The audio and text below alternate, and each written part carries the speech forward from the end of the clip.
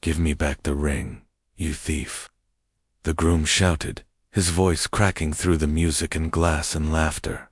Like a broken plate hitting the floor, every head in the downtown Chicago hotel ballroom turned at once toward the dance floor, where Danielle stood frozen in her black waitress uniform, a silver tray in one brown hand and a small gold ring lying in the middle of her palm.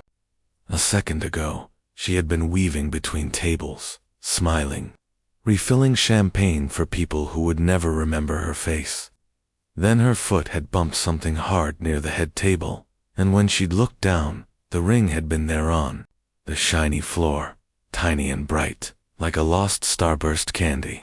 She had picked it up without thinking, holding it high so she could find a manager, because that was what honest people did.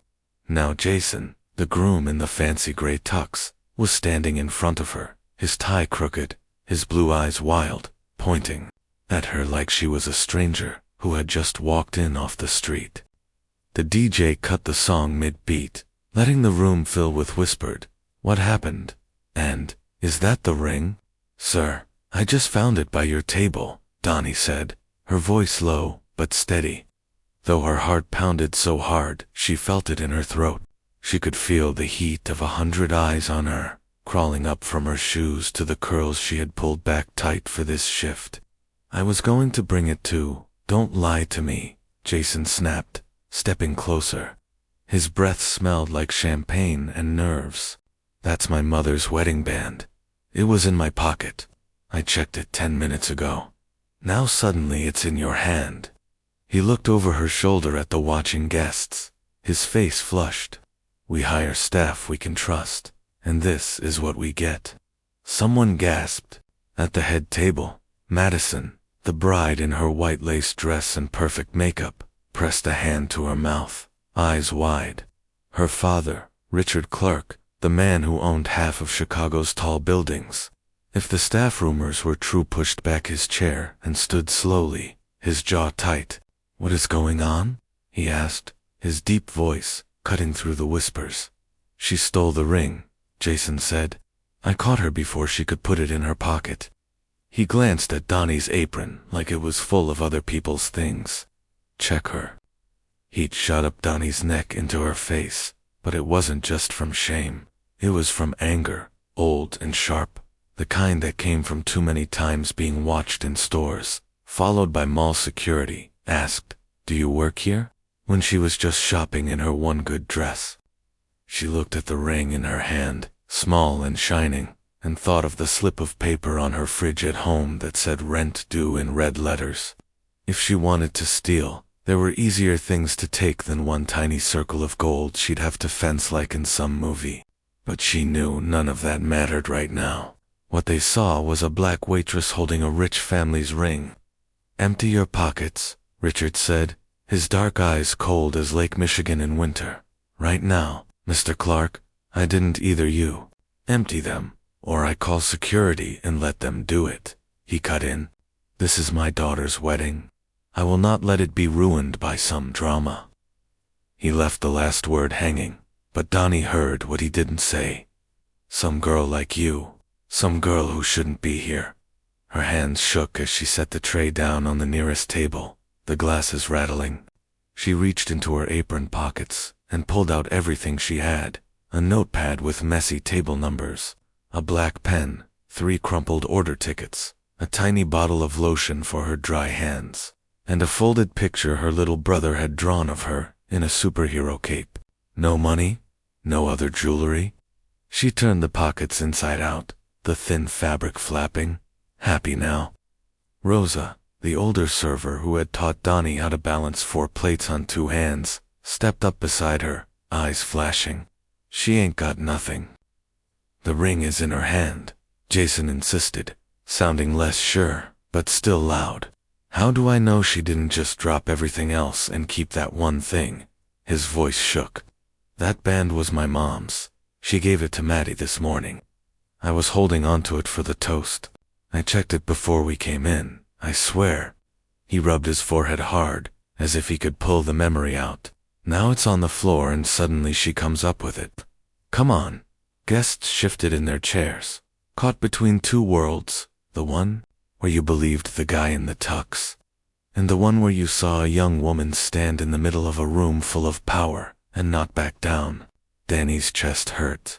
She was so tired. Tired from the lunch shift, from the bus ride, from the extra hours at the nursing home last night, from a lifetime of being suspected before being believed. She thought of her little brother Micah at home with their grandma, coloring superheroes and waiting for sister to bring leftover bread. She could not lose this job. Call security if you want, she said quietly, closing her fingers tight around the gold band so it wouldn't slip. But I'm telling you the truth. I found this on your floor. I picked it up because my mama didn't raise me to step over things that don't belong to me. The room buzzed like a beehive kicked too hard. Some guests looked away, suddenly very interested in their salad forks. Others leaned in, eager for drama to post later, with captions about crazy wedding night. The DJ pretended to scroll through his playlist. Donnie saw the bartender shift uncomfortably, the young hostess biting her lip. You could tell who had ever been on the wrong side of a locked door by who couldn't meet her eyes. Richard pulled out his phone. Miguel, he barked into it. Bring hotel security to the ballroom. We have a situation. He hung up without waiting for an answer and turned back to the crowd. Everyone, please continue eating. We will handle this. Handle, Donnie thought, the word twisting in her gut, like she was a broken chair or a spilled drink. Rich, maybe she's telling the truth, came a calm voice from near the cake table. Luke, the best man, stood there, his tie already loose, his kind brown eyes flicking between Jason and Donnie. He was one of the only people who had said thank you to her all night while she refilled his water, not just more. We could just ask where she found it and check around. I told you where I found it, Donnie said quickly, grabbing onto the small scrap of support. Right there, by your table, close to the dance floor. It was on the carpet, not by the staff doors. She pointed, her hand shaking. She's lying, Jason muttered, but his voice had lost some fire. A thin line of sweat glistened on his forehead. He kept rubbing the pocket of his pants, like he wanted the ring to be there again, safe and simple. Miguel, the hotel's head of security, arrived with 2 guards in dark jackets. He was a broad-shouldered man in his 50s, his face lined, but not unkind. Mr. Clark, he said, nodding. What seems to be the problem? The problem is, I'm paying a fortune for this wedding, and your staff is stealing from us, Richard said, jabbing a finger toward Donnie. She has my daughter's ring. Miguel's eyes moved to Donnie's face, then to her closed fist. Danielle, he said slowly. He knew her. She'd worked enough events in this hotel that their paths crossed often. She had once helped him pick up a drunk man who'd fallen in the lobby, and he'd slipped her a $10 bill later with a whispered thanks. What happened? I found it, she said, for what felt like the 100th time. Someone must have dropped it. I was going to bring it to Rosa, or to you, but he saw me first. She opened her fingers, letting the ring sit there, tiny and bright in her palm. It looked so small for all this mess. I didn't even know what it was. Miguel studied her, then looked back at Richard. We have cameras in the ballroom, he said carefully. We can check the footage. It will show exactly how it ended up on the floor. Donnie's breath caught. Cameras, of course. For years she had moved under little black circles and ceilings, pushing her cart, pretending not to see them. Tonight, for the first time, they might be the only thing between her and a record her family could never climb over. But Richard frowned. Cameras, he repeated, in the ballroom. Miguel nodded. The hotel installed them last year for safety. They're small, up near the lights. An odd look flashed across Richard's face, something like worry and annoyance mixed. I installed my own, he said under his breath, almost too low to hear. I didn't know. He caught himself. Fine, he said louder. Check them. But if they show what I think they'll show, I expect you to call the police. Miguel motioned for Donnie, Jason, Richard, and Luke to follow him, along with Madison, whose hand had not left the empty spot on her finger. Rosa squeezed Danny's shoulder as she passed. "Head up, baby," she whispered. "Truth don't need to hide." Her words sat in Donnie's chest like a small warm stone she held onto with her free hand. They walked out into the hallway, the noise of the ballroom dimming behind the heavy doors. The carpet here was plush, swallowing their footsteps. The walls lined with framed photos of smiling brides and grooms, whose biggest worry had been if the cake arrived on time. Donnie walked barefoot inside her thin work shoes, each step feeling like a countdown. She thought of her grandmother's Bible verse taped over the kitchen sink, "The truth shall set you free." She wondered if it ever set you free before it scared you half to death. Miguel led them into a small room off the service hall that Donnie had never been inside before. It was filled with screens and buttons, like a tiny control center. A younger guard sat at the main desk, watching a game show on mute on one screen, while security camera feeds flickered across for others: the lobby, the bar, the elevator doors. "Pull up ballroom A. Last 15 minutes, Miguel said. The guard's fingers flew over the keyboard. Another screen lit up with a high view of the ballroom, tiny people in fancy clothes, moving like slow insects across the floor. Miguel rewound, the timestamp in the corner rolling back. Donnie leaned closer, heart hammering, as the moment replayed in fast reverse. Jason's mouth closing, people sitting down, the DJ's lights spinning backward. "Stop there," Luke said, when the time showed 10 minutes earlier. That's when he said he checked his pocket. Miguel hit play, this time at normal speed. They all watched in silence. On the screen, the band finished a song. People clapped. The best man clinked a glass. Jason sat at the head table, laughing at something Luke said, his hand patting the left side of his jacket where the pocket sat. He leaned over and whispered in Madison's ear. She smiled, kissing his cheek. Everything looked perfect, the way wedding videos always did before real life started. Donnie's stomach twisted. "Watch his pocket," Madison whispered, eyes glued to the screen. A few minutes went by. Servers, tiny ant-like versions of Donnie and Rosa, and the others moved in and out with trays. Then, on the far side of the table, near where Donnie had pointed earlier, something happened. "Zoom in," Luke said sharply. Miguel nodded, tapping keys. The image tightened around the head table. Now they could see faces clearer. The bridesmaids in pink, the groomsmen in navy, Jason's mother's photo in a little frame by the flowers. One bridesmaid, Sarah, Madison's maid of honor, sat closest to the end, her blonde hair in a smooth twist, her lipstick perfect. Her fingers toyed with her own wine glass, then drifted toward the small velvet box on the table, half hidden behind the centerpiece. "Is that?" Madison started, frowning. "Sarah, what are you doing?" On the screen, Sarah glanced around, eyes sharp, making sure no one looked. Her fingers slid the box toward her, then opened it just a crack, a flash of gold inside. She bit her lip, then, with a quick, almost angry motion, she plucked a ring out, closed her fist over it, and dropped it low behind the tablecloth, onto the floor, near the dance floor edge. Her mouth curved into the faintest smirk. Then she sat back, sipping her wine like nothing had happened. The room they were in went so quiet, Donnie could hear her own breath. "What the f?" Jason whispered, his face draining of color. "Sarah." Before anyone could move, the footage went on, each second punching another hole in the story they'd been telling themselves. 2 minutes after the ring hit the carpet, camera Donnie appeared at the edge of the frame, carrying her tray, weaving between tables with that same careful grace she had in real life. She passed the head table, her foot bumping against something unseen.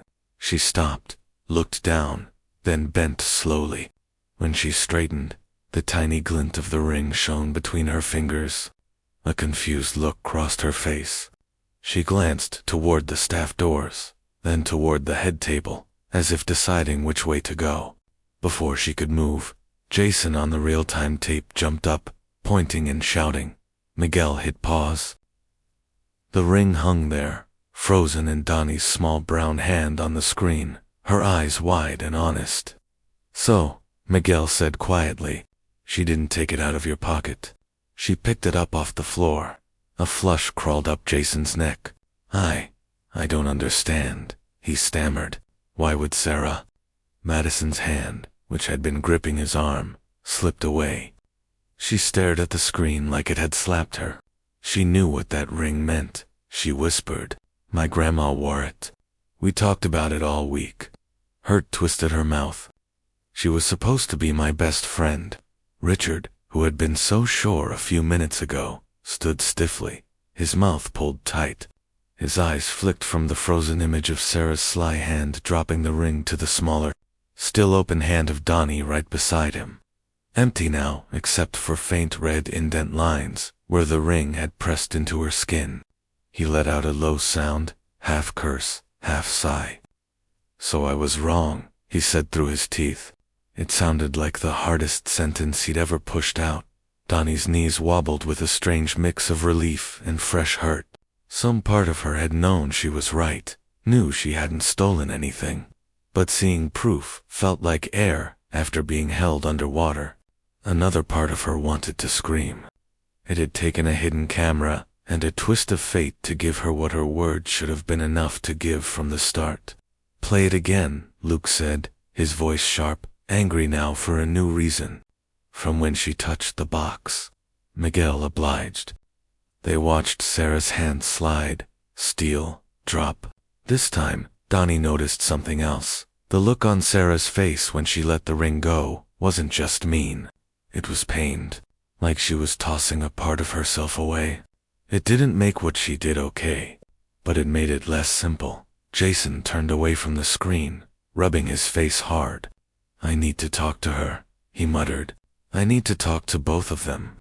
He looked at Donnie, shame painted all over his features. He started, but his voice broke. "Later," he managed. "I'll say it later." "Not later." Rosa's voice came from the doorway. She had slipped in without anyone seeing, arms crossed, watching with eyes that missed nothing.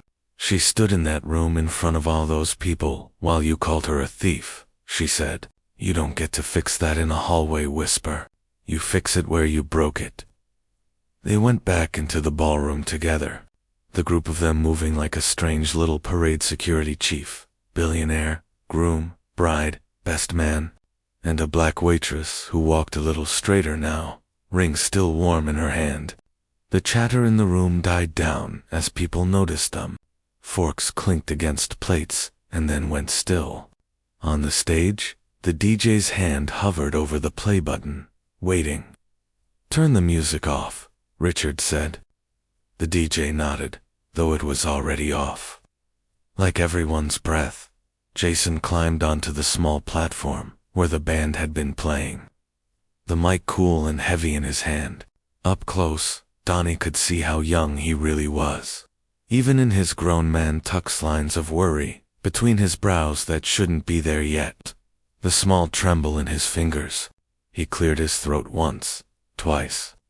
"Everyone," he said, voice echoing slightly through the speakers. I need to say something." A dozen phone cameras lifted in the air, red dots blinking. He swallowed. "Earlier, I accused one of the servers, Donnie, of stealing a ring that belonged to my mom. I was wrong." Murmurs rippled across the room. He pushed on. Security cameras showed what actually happened. Someone else dropped it on purpose. Donnie just picked it up. Eyes turned to Donnie like a wave washing over her. Her cheeks burned, but she held Jason's gaze steady from the floor, refusing to shrink. Micah's drawing in her apron pocket crinkled when she straightened her shoulders. "I judged her without listening," Jason said, his voice gaining strength, "without checking. I looked at her and saw what I was afraid of instead of who she really is." He exhaled, the sound shaking. "I'm sorry, Donnie. I am so sorry." His eyes shone under the bright lights. "If you're willing, I'd like you to come up here beside me. You deserve to be seen when your name is cleared." For a second, she wanted to say no, to make him sit in that hot light alone, feel a small part of what she'd felt. But Rose's hand pressed into her back, gentle. "Go on," she murmured. "You ain't hiding anymore." With legs that felt like they belonged to someone else, Donnie walked to the front. The steps to the little stage were short, but each one stretched like the path from her block to the bus stop back home. When she reached Jason's side, he offered the mic. She shook her head. "You keep it," she said. "I've had enough people staring at me for a lifetime." But she did take the ring from her palm and place it gently into Madison's waiting hand. The bride's fingers closed around it like it was her own heartbeat. "Thank you," Madison whispered, tears slipping down her cheeks, her voice loud enough for the nearest guests to hear. "For finding it. For not just walking past." "I was raised not to step over other people's blessings," Donnie said. This time, she didn't lower her voice. It carried, smooth and sure, through the front half of the room, even when they don't see me as one. In the corner, Sarah sat rigid in her chair, makeup perfect, but mouth pinched. When Miguel walked over and quietly asked her to come with him, her jaw clenched. For a moment she looked like she might refuse. Then her shoulders slumped, and she stood, the eyes of half the room following her toward the back hall like a trail. Madison's gaze tracked her, hurt and confusion fighting in her expression. "I'll be back," Madison said to Jason, closing her fingers over the ring. "We have things to talk about." Her tone made it clear that we did not just mean the two of them. While the drama of brides and bridesmaids played out off stage, life at the front of the room shifted into a strange second act. A few people clapped awkwardly for Donnie, others avoided her eyes, cheeks red, ashamed without quite knowing why. One older woman at table 9 reached out as Donnie stepped down, brushing her hand. "My brother went to jail once for something he didn't do," she said softly. "Took him 5 years to get free. I'm glad this didn't take that long." "Me too," Donnie replied, throat thick. Richard approached, his steps slower than before, his face less made of stone.